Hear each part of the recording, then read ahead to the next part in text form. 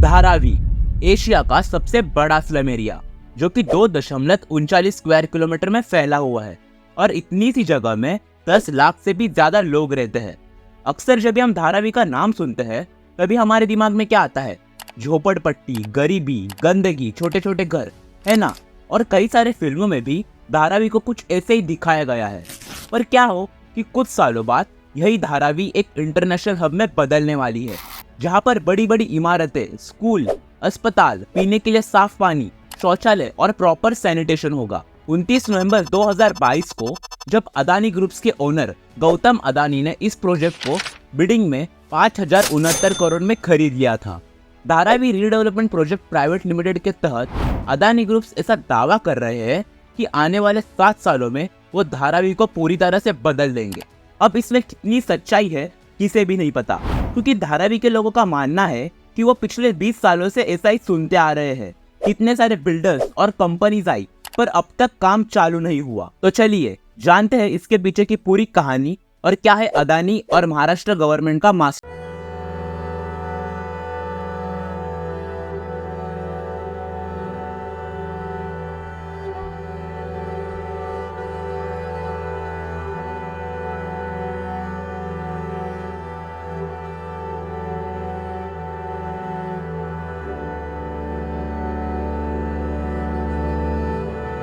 2004 में महाराष्ट्र के पूर्व मुख्यमंत्री विलासराव देशमुख ने पहली बार धारावी के पुनर्विकास के लिए कदम बढ़ाया। इसके लिए उन्होंने योजना बनाकर धारावी में सर्वे चालू करवाया। यह सर्वे कई सालों तक चलता रहा, पर कुछ कारणों के वजह से यह प्रोजेक्ट कभी टेक ऑफ ही नहीं कर पाया। फिर कुछ सालों बाद 2018 में इस प्रोजेक्ट को फिर से रीओपन किया गया, जिसमें धारावी के रीडेवलपमेंट के लिए बिडिंग चालू हुआ।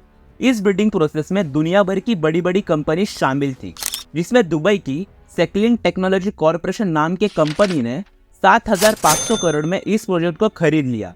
पर आश्चर्यजनक बात तो यह है कि इस प्रोजेक्ट को जीतने के बाद भी ये प्रोजेक्ट सेक्लिंग टेक्नोलॉजीज कॉरपोरेशन को नहीं सौंपा गया। महाराष्ट्र गवर्नमेंट ने यह कहकर इस प्रोजेक्ट को रोक दिया कि वो इस रीडेवलपमेंट प्रोजेक्ट में धारावी के पास के रेलवे को भी शामिल करना चाहते हैं, और इसी के चलते एक बार फिर से ये प्रोजेक्ट कैंसिल हो गया। लेकिन फाइनली 29 नवंबर 2022 को अदानी ने इस प्रोजेक्ट को 5,069 करोड़ में खरीद लिया। पर अब सवाल यह है कि रीडेवलपमेंट का काम चालू कब होगा? तो इकोनॉमिक्स टाइम्स के रिपोर्ट के अनुसार 18 मार्च 2024 से इसका सर्वे चालू हो चुका है और इलेक्शंस खत्म होने के बाद ही रीडेवलपमेंट का काम चालू होगा। पर धारावी को रीडेवलप करना इतना आसान नहीं होने वाला है, क्योंकि अक्सर जब भी किसी स्लम्स को डेवलप करने की बात आती है तभी ज्यादा से ज्यादा 20 से 30 हजार लोगों को ही सेटल करना होता है। पर धारावी की केस में 10 लाख से भी ज्यादा लोग और 60,000 फैमिलीज को सेटल करने की चुनौती अदानी ग्रुप्स पर होगी। और जाहिर सी बात है, इतने बड़े प्रोजेक्ट को खड़ा करने में खर्चा तो बहुत आएगा। भले अदानी ने इस प्रोजेक्ट को 5,069 करोड़ में खरीदा हो, पर इस प्रोजेक्ट को पूरा करने में 23,000 करोड़ से भी ज्यादा का खर्चा आने वाला है। इस प्रोजेक्ट के तहत हर फैमिली को 300 स्क्वायर फुट का घर, जिसमें पीने के लिए साफ पानी और शौचालय भी मौजूद होगा। अब जानते हैं कि इन लोगों को घर किस बेसिस पर दिया जाएगा। तो महाराष्ट्र गवर्नमेंट के अनुसार जो लोग 1 जनवरी 2000 से पहले धारावी में रह रहे हैं उन्हें मुफ्त में ही घर दिए जाएंगे। पर जो लोग 2000 से 2011 के बीच यहाँ आकर बसे हैं उन्हें घर के लिए कुछ पैसे देने पड़ेंगे। अब जिन लोगों का अच्छा खासा बिजनेस या फिर सिक्योर जॉब्स है उनके लिए तो सही है, क्योंकि रीडेवलपमेंट के बाद उनकी लाइफस्टाइल और भी अच्छी हो जाएगी।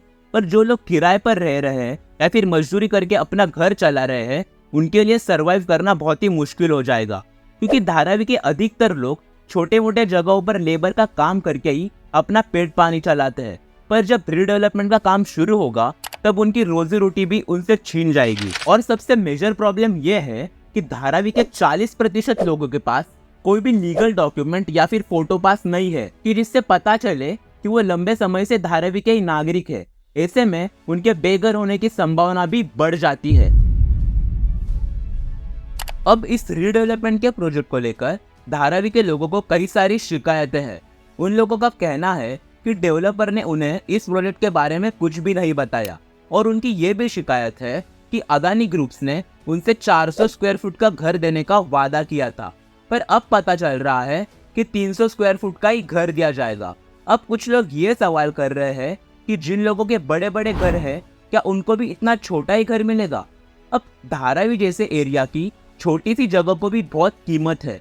ऐसे में सायन, माहिम और बांद्रा कुर्ला कॉम्प्लेक्स जैसे डेवलप एरिया से घिरे हुए धारावी के लोगों को डर है कि कोई डेवलपर इनकी जगह को हड़पने की कोशिश ना करे।